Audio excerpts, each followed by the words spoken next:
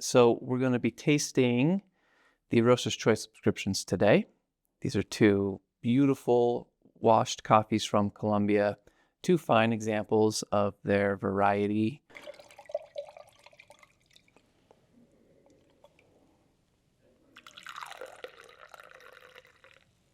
All right, first off here in the Roaster's Choice bag slot number 1, we have La Divisa. La Divisa is from Quindío, Colombia, and it is a washed Tabi and was produced by Teofenor Ruiz. And this is a really big and expressive cup, really juicy, really lively and wet on the palate. Great intensity on this. It is a Tabi variety, and Tabi is a hybrid of 3 different varieties, 2 of which are Típica and Bourbon. And there's a third variety. I think it's an Indonesian variety, but the name's escaping me right now. So this coffee, it just has huge stone fruits up front and a really tart acidity to it. I've listed on the notes here plum, grapefruit, and marshmallow. And that marshmallow is really just a huge sort of foundational sweet body that kind of supports everything else on there. This ends up being a really well-balanced cup. Being that hybrid variety, it's really just got a little bit of everything to it. So the acidity up on top is really bright and intense, very expressive. The sort of middle ground here with the sweetness, it's very tart, and I've got listed grapefruit here, which gives it a little bit of that kind of bite to it. And then everything kind of smooths out into this lovely marshmallow finish. Wow. Marshmallow on the note here is an indicator of the level of development in this coffee. We're talking about a Tabi here. This sort of sugar development can really easily tip into caramels and a little bit darker, more developed sugars, but I backed off that quite a bit because I wanted to maintain the clean cup characteristic that is emblematic of the H&S style. And so I've got this listed as an ultralight, and it's a little bit on the developed side of ultralight. It's tasting really good here at 5 or 6 days off roast. I had this yesterday, and it was tasting a little bit fresh, but I'm getting a lot less of that this morning. Huge, big, impactful sip. It's really going to hit your palate fast, and it's going to just explode with all sorts of stone fruits and citrus flavors, and then just a nice, clean, smooth marshmallow sweetness to round it out. A beautiful, beautiful cup and a great start to the year for the Roaster's Choice sub. Moving on, in the Roaster's Choice bag slot number 2, we have La Terraza.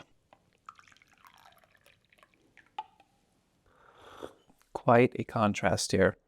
La Terraza is an estate in Huila, Colombia, and it is run by Juliana Guevara and Weimar Lasso, 2 industry stalwarts, very good producers, very passionate about what they do. And this coffee is a washed Gesha. A very straightforward process on this one. No tricks here on either of these coffees. These are both straight wash coffees. No high interventions or extra tricks or anything like that. So they really represent their variety really well as their origin. This cup is really soft, quite a bit softer than the Divisa Tabi, and a little bit subtle. And that opens the door to exploring the complexities that are present in this coffee. It is a geisha variety, and so we expect a lot of complexity. We expect a lot of floral components to it. This coffee, also coming from Colombia, we expect a lot of sweetness and a lot of citrus or stone fruit-like characters that are a little more dominant when you taste geishas from Colombia versus from, let's say, Panama. Beautiful. So this is a really tropical cup, and I've got the first note listed here as being mango, and I really like mango. I like where that's at. You could think about a lot of other tropical fruits when you're sipping on this. It's not as intense and punchy as the La Divisa, and so it really opens that door to explore more nuances and complexities that exist in this coffee, and there are plenty. So yeah, mango, a really nice tropical note. Next up, I've got lemongrass and lilac to finish this out. And lemongrass is sort of a softer, sort of citric note. It's not as intense and punchy as a grapefruit or an orange or something like that. Kind of reminds me a little bit of like a Sprite, kind of a lemon lime kind of thing, or potentially a yuzu, but we're not as intense when we're talking about this coffee. These are softer notes. They're more subtle and they're more floral in character. And to round it out, I've got lilac here. And it's soft representation of a floral character. This is not a very perfumey or heavily floral Gesha. Really, really nice complexity. Getting a little bit of tangerine this morning and kind of like a Fruit Loops sort of sweetness to it, which is kind of starting to come out. I wasn't tasting that earlier on in the development of this coffee, but the last few days, I've been thinking about Fruit Loops right in the middle in the sweetness of this coffee. Really lovely. A very high quality coffee, a Gesha, a beautiful washed, clean representation of the variety from two really heavy hitters in specialty coffee. So beautiful, beautiful stuff. The Roaster's Choice sub this month is emblematic of where I want to go with the subscription this year. I want to have something that's fun and sessionable and easy to brew in the first slot, and then something that's exemplary or potentially experimental.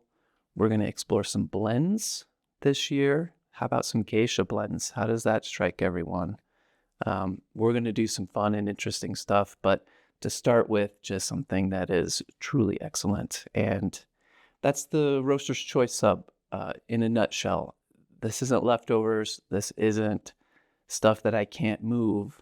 This is the stuff that I want to share with the most people. Excellent contrast between these two cups, but also both washed coffees from Colombia. So you're going to find some similarities between these two coffees as well, namely in that stone fruit, citrus, tropical fruit kind of play between acidity and sweetness that Colombia does so well.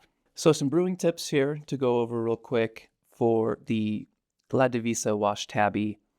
This is a punchy, juicy, intense coffee, and this morning I brewed it on the Gabi Gentle recipe. I'll be putting up a video for this recipe soon. It is probably my most used recipe when it just comes to trying to enjoy a coffee. It especially works well with rested coffees. So as these go past 30 days of rest, a lower ratio, a slightly coarser grind is going to benefit, and it's going to provide really clean cups with lots of intensity to them. So the ratio on this for the Gabi Gentle, it's a 1:17 ratio. I'm dosing 12 grams and using 200 grams of water total in my recipe. I don't really pay attention to anything else but that, and it results in a big, punchy, lively cup, and especially when I contrast with the recipe I used for the La Terraza, which was the Gabi standard recipe. That video is available on the channel. At 118, it really just provides that flavor separation that's so useful to me as a tool for evaluations, but also for enjoyment when the coffee is sufficiently light and offers a sufficient amount of complexity to explore. And at that really big ratio and that high extraction yield that comes out of this recipe, there's so much to explore in it, and I really, really enjoy that. As this rests and goes past 30 days, I think lower ratio extractions are going to taste really good. And there's going to be a lot of fun to have in this one because no matter how you brew it, there's so much complexity in here and nuance to explore. Okay, well, I'm shaking off the rust. I didn't make a video for the last 6 months. Things were crazy here at H&S. That has to do with you all out there, and I'm so thankful for everyone who has found H&S for the first time and has been very vocal about sharing their opinions on what they're tasting and what they're getting out of these coffees. This is really motivating for me to continue to search out excellence and put it forth in the best way that I know how through the act of roasting. So this year I am committing to bringing these back. We're going to do these every month for the subscription for sure. I'm going to try to make a video of a tasting for every coffee that we release this year. Fingers crossed. On that note, wishing you all a prosperous and joyous 2025. Happy New Year to you all. And until next time.